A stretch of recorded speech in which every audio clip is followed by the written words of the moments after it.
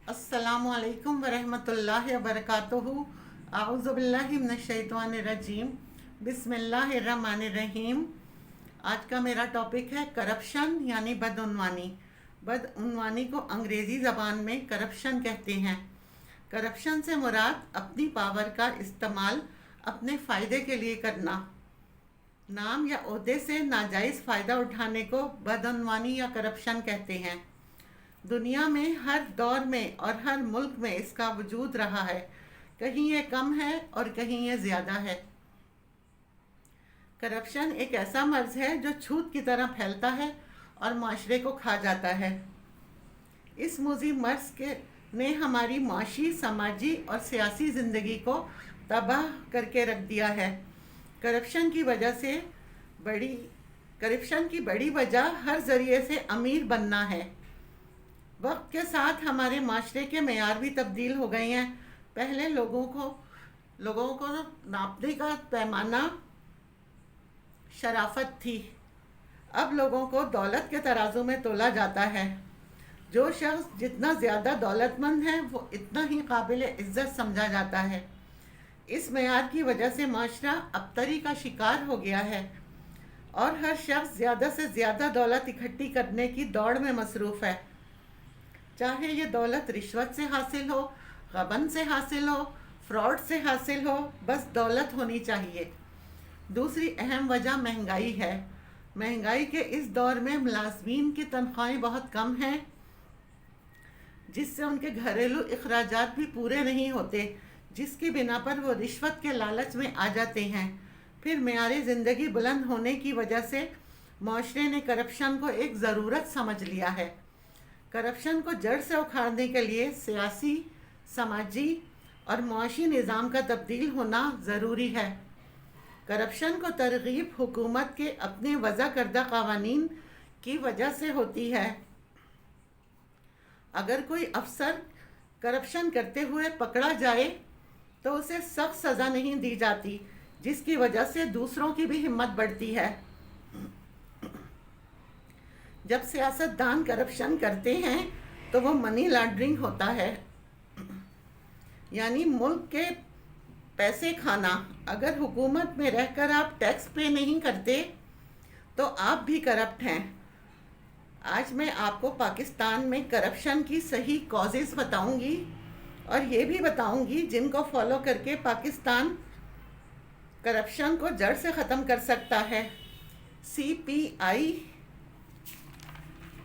यानी corruption perception index, ये हर साल अपनी एक रिपोर्ट ट्रांसपेरेंसी के नाम से शाया करता है। ट्रांसपेरेंसी का मतलब है कि एक मुल्क कितना शफाफ है, यानी इस मुल्क में कितनी कम करप्शन है। जिस मुल्क में सबसे कम करप्शन हो वो उसमें टॉप पर आता है। 2022 में शाया होने वाली रिपोर्ट में पाकिस्तान 180 कंट्रीज़ में से 140 नंबर पर है। इससे आप अंदाज़ा लगाएं कि पाकिस्तान में करप्शन रेट कितना हाई है। पाकिस्तान में करप्शन के 4 मेन कॉजेज़ हैं। Number 1, political stability. आप दुनिया की हिस्ट्री उठाकर देख सकते हैं, जिस मुल्क की पॉलिटिकल सिचुएशन पुअर है वो कभी तरक्की नहीं कर पाया। और पाकिस्तान में वैसे भी कोई प्राइम मिनिस्टर अपनी मुद्दत पूरी नहीं कर पाया। एक हुकूमत अगर कोई प्रोजेक्ट शुरू करती है तो नई आने वाली हुकूमत उसे वहीं पर रुकवा देती है, क्योंकि उसे पता है ये प्रोजेक्ट पूरा हो गया तो उसका पूरा का पूरा क्रेडिट पिछली हुकूमत को मिल जाएगा।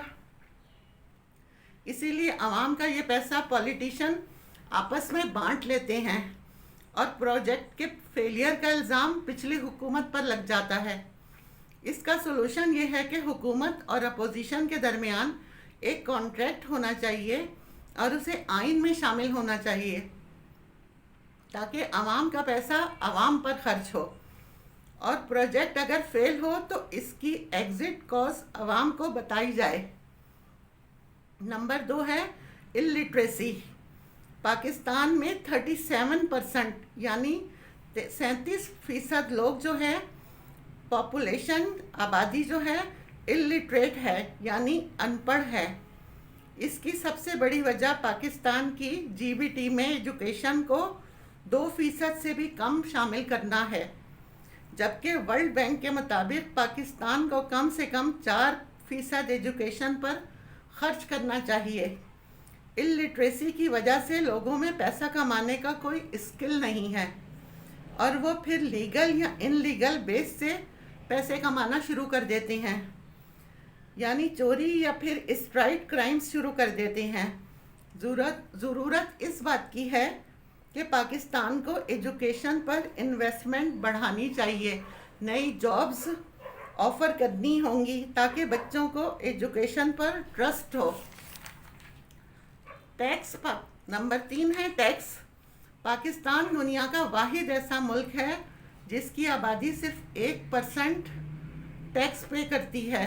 اس کی سب سے بڑی وجہ یہ ہے کہ عوام کا مائنڈ سیٹ ہے کہ حکومت ان کے پیسے کھا جائے گی، اس لیے حکومت اور عوام کو ایک صف میں آنا ہوگا۔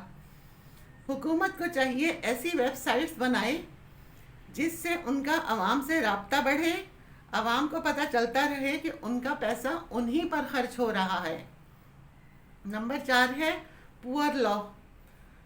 پاکستان میں اگر کوئی منی لانڈرنگ کرتا ہے، اس کا جرم ثابت بھی ہو جاتا ہے، تب بھی وہ گرفتار نہیں ہوتا، اور کیس لمبے عرصے چلنے کے بعد خود ہی ختم ہو جاتا ہے، اور اگر ان کا اریسٹ وارنٹ آ بھی جائے تب بھی وہ بیماری کا بہانہ بنا کر ملک سے فرار ہو جاتا ہے۔ ایسی ہی ایک مثال ہمارے سابق حکمران شریف فیملی کی ملتی ہے۔ نواز شریف نے متعدد بار حکومت میں آ کر ملک سے ڈالر باہر بھیجے، کئی دفعہ اقتدار میں آئے، منی لانڈرنگ کے ذریعے عوام سے ملنے والا پیسہ باہر اپنے اکاؤنٹس میں ٹرانسفر کیا، باہر جائیدادیں خریدیں، انہیں کورٹ نے تاحیات نااہل بھی کیا اور اریسٹ بھی کیا، لیکن وہ بیماری کا بہانہ بنا کر، سب کو چکمہ دے کر، کچھ لوگوں کو رشوت کھلا کر باہر بھاگ گئے، اور پھر دوبارہ اقتدار میں آنے کے خواب دیکھ رہے ہیں۔ یہاں تک کہ کینیڈین یونیورسٹی میں کرپشن کے خلاف لیکچر نواز شریف کی تصویر کے ساتھ اسٹوڈنٹس کو پڑھایا جا رہا ہے۔ نواز شریف کو بطور کرپشن کیس اسٹڈی کرنے کے لیے وہاں کے اسٹوڈنٹس کو دیا جاتا ہے، اور یونیورسٹی آف ٹورنٹو میں بھی نواز شریف کی کرپشن کا حوالہ دیا جا رہا ہے۔ یہ کرپشن کی بدترین مثال انہوں نے قائم کی ہے۔ نواز شریف 3 بار وزیر اعظم بن چکے ہیں۔ انہوں نے پاکستان میں بینکوں سے بھاری لون لیے، پھر انہیں معاف کرائے، اور باہر آف شور کمپنیاں اور مزید جائیدادیں بنائیں۔ جب یہ ثابت ہو گیا تو کورٹ نے انہیں سزا سنائی اور تاحیات نااہل کر دیا، کیونکہ وہ صادق اور امین نہیں رہے تھے۔ ان کی کرپشن کو ثابت کرنے کے لیے سب سے بڑا نام ہمارے ex prime minister Imran Khan کا ہے۔ نواز شریف تو بیماری کا بہانہ بنا کر آج تک باہر ہیں اور دوبارہ اقتدار میں آنے کے خواب دیکھ رہی ہیں۔ ہمارے ملک میں ایسا قانون بنایا جائے کہ کرپشن کرنے والے کو فوری سزا دی جائے اور اس کی ساری پراپرٹی حکومت کی کسٹڈی میں آ جائے۔ اس سے پاکستان کی 90% پرابلم سالو ہو جائے گی۔ آئی ہوپ اگر آپ میرے اس ٹاپک سے ایگری ہوں تو پلیز مجھے کامنٹ سیکشن میں ضرور بتائیے گا۔ فی امان اللہ۔